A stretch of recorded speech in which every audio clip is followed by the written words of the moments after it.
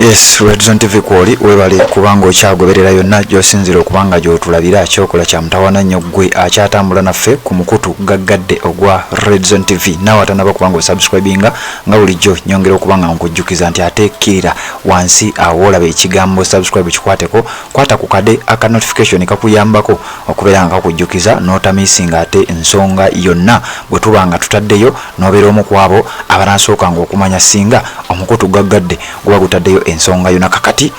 ebbanga ddene oluvannyuma lw'ekibiina ekya National Unity Platform okubeera nga kyatondebwawo obanga kyatandikawo omwaka ogwa 2020. Kibiina kino kyali kibaddewoko emabega naye enkyukakyuka ezajja abasinga obungi kituloozesa nti kyatondebwawo mu mwaka gwa 2020 ekitegeerekeka nga kiri wansi w'obukulembeze obwa Robert Kyagulanyi Ssentamu. Abantu bangi okuviira ddala mu biseera ebyo bazze beegatta ku kibiina ekya NUP nga bava mu bibiina eby'enjawulo, era ekintu kino Robert Kyagulanyi Ssentamu kyazzenga ayaniriza emirundi egisinga obungi, era avuddengayo ng'ategeeza nti abajja bonna abatwegattako bonna mubaanirize wabula mwetegereze nnyo ebikolwa byabwe. Omusajja oyo gwolaba ku screen yo gwandaba ku mukutu ogwa Redzone TV, musajja mukulu, musajja mugundiivu mu by'obufuzi, wabula olwalira asaze eddiiro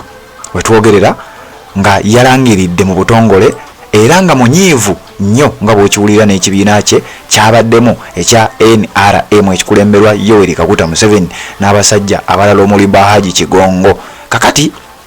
omusajja oyo atamumanyi bamuyita Haji Lubyayi Idi Kisiki, musajja w'e Masaka saidi eyo ebukoma nsimbi ewali Mathias Mpuuga ewali Abedi Bwanika, abasajja abagamba nti e Masaka tebajja kukkiriza kubeera nga babategeerera. Omusajja oyo Haji Lubyayi Idi Kisiki yalangiridde mu butongole nti yavudde mu kibiina ekya NRM n'abeera nga adda mu kibiina ekya National Unity Platform era nga akkiriza Robert Kyagulanyi Ssentamu abeere pulezidenti we. Yategeezezza ono bwe yabadde ku programu emu ku mukutu ogwa CBS. Bamubuuzizza ensonga zino ne bamubuuza singa Museveni akuyita ng'alaba ogenze mu NUP ng'ate oli musajja w'amaanyi tukwetaaga, togenda kuddamu owulirize mukamaawo, n'ategeeza sijja kumuwuliriza yadde eddakiika n'emu. So kati gwawuliriza omukutu ogwa Redzone TV, njagala nkuweeko kano kokka then oluvannyuma ate nzije mbeere nga nkwongerayo. Omusajja ono Haji Lubyayi Kisiki ayina ebyamutuukako emabega kaawo, ngenda kujja nkuweeko ebitonotono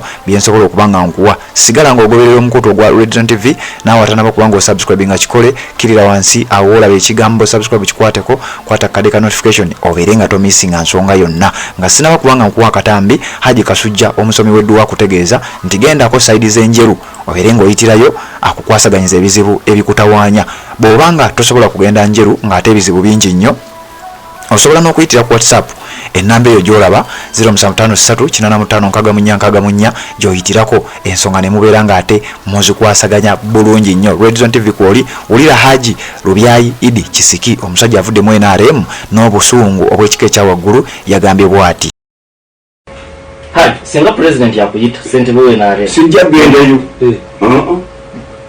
Sijja genda president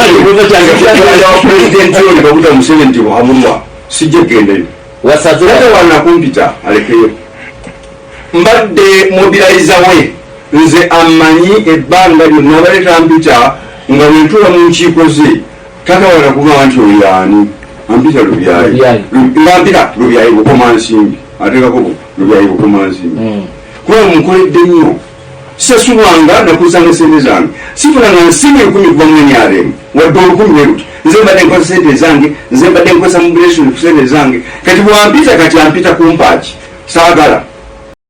Yoyo gwe bayita Haji Lubyayi Kisiki Idi, musajja munnakibiina ekya National Resistance Movement, wabula ng'olunaku olwaleero yalangiridde bulambalamba era yalangiridde mu lujjudde nti tagenda kuddamu kubeera mu kibiina kye ekya NRM era wetwogerera ali mu kibiina ekya NUP. Robert Kyagulanyi Ssentamu yategeeza nti omuntu yenna bw'aba azze otwegattako mumwanirize wabula mumwetegereze nnyo kakati mwe bannakibiina ekya National Unity Platform Haji Lubyayi Kisiki mumwetegereze wabula nga Robert Kyagulanyi Ssentamu bw'atera okugamba era oluvannyuma mumwetegereze nnyo yajoyininze officially ekibiina ekya National Unity Platform atamanyi musajja ono nga bwe nkugambye nti ava sayidi z'ebukomansimbi mu kalulu aka 2021 Haji Lubyayi Kisiki ng'ali ku kaadi eya independent yavuganya mu kalulu akobwa MOP okubeera ng'akiikirira constituency gye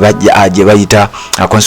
Bukomansimbi North era nga bwe twogerera agikiikirira yendagire Christine Ndiwalana gwe munange agoberera omukutu ogwa Red Zone TV njagala okutegeeza omusajja ono banja nti babadde bagamba ayinza okuba ayagala kalulu nga kati kyekimwogeza bino era nga kyekimujje mu kibiina ekya NRM wabula njagala okutegeeza nti ekitundu kyalimu kikiikirirwa omukyala Ndagire Christine Ndiwalana ng'ono nno era wa kibiina ekya National Unity Platform kati awana ebibuuzo bwe byajjidde bw'abanga ddala abala kaadi agenda kujjayo ate wa National Unity Platform munne oba agenda kubanga ate akireka. Ndagire Christine Ndiwalana mukyala agumidde mu kibiina kya National Unity Platform tannaba kubaako zero yonna eriawo tannaba kubanga ayogerwako ebigambo ebingi oyinza okubanga tomujjukira bulungi. Ndagire Christine Ndiwalana kamukuterewo wano mukyala w'ebukomansimbi ono si Veronica Nannyondo banjawulo. Veronica Nannyondo woman MP yoli yajjayo omukono gwe signature ku petition wabula ate ono bamuyita Christine Ndiwalana ono ye akyastandinze mu kibiina ekya National Unity Platform kakati constituency gyakiikirira omusajja amanyiddwa nga Lubyayi Idi Kisiki eyavuganya naye mu kalulu akawedde aka 2021 ono Christine Ndiwalana Ndagire yafuna obululu 9/6 yawangula constituency yafuna obululu 9/6 ku kadi y'ekibiina ekya National Unity Platform. Lubyayi Idi Kisiki ono gwe twogerako yafuna obululu 10,000 era ngono yakwata kyakusatu waliwo Ruth Katushabe wa NRM ye yafuna obululu 6,599 ate Lubyayi Idi Kisiki ono gwe twogeddeko yafuna obululu 10,238 tebali bokka kwaliko Katerega Muhammad eyali wa Jema oba Justice Forum yafuna obululu 3,000 ye yakwata ekyokuna ne kuberako Kawoya Yasini oyali wa DP oyo nno ye yekunganyizayo obululu bwe 205 owa DP. Namakula Rachel yali independent naye yafuna obululu 182 wabula ne Yusuf Sebugwawo yali independent yekunganyizayo obululu 47. Haji Lubyayi Kisiki mu kalulu ako nja kutegeeza nti yagendako mu kooti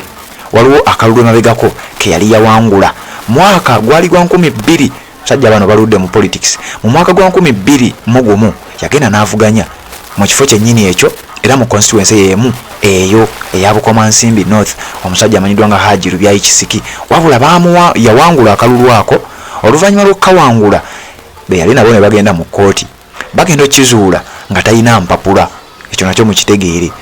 kati awo njagadde kiwaggwe omusajja ayinza okuba tayagala kaadi nga si kyabaze kubanga kyazuuka nti talina mpapula nti n'olupapula lwe yasobola okujja nalwo yali ayita diploma byali by'e Kenya nga wano mu ggwanga Uganda oba olyawo biyinza obutakola obuwanguzi bwe ne bulangirirwa nti bufu era teyagenda mu maaso nakubeera ng'akiikirira kati ate ne mu kalulu aka 2021 omukyala Ndagire Christine Ndiwalana ku kadi y'ekibiina ekya NUP n'amukuba akalulu bw'atyo n'awunzika nga ali mu bbanga we twogerera yasazeewo n'asala eddiiro yajoyininza ekibiina ekya National Unity Platform ng'agamba kyonna Robert Kyagulanyi Ssentamu President ky'anaamutuma kyajja okugenda nakyo. Ono Lubyayi Kisiki agamba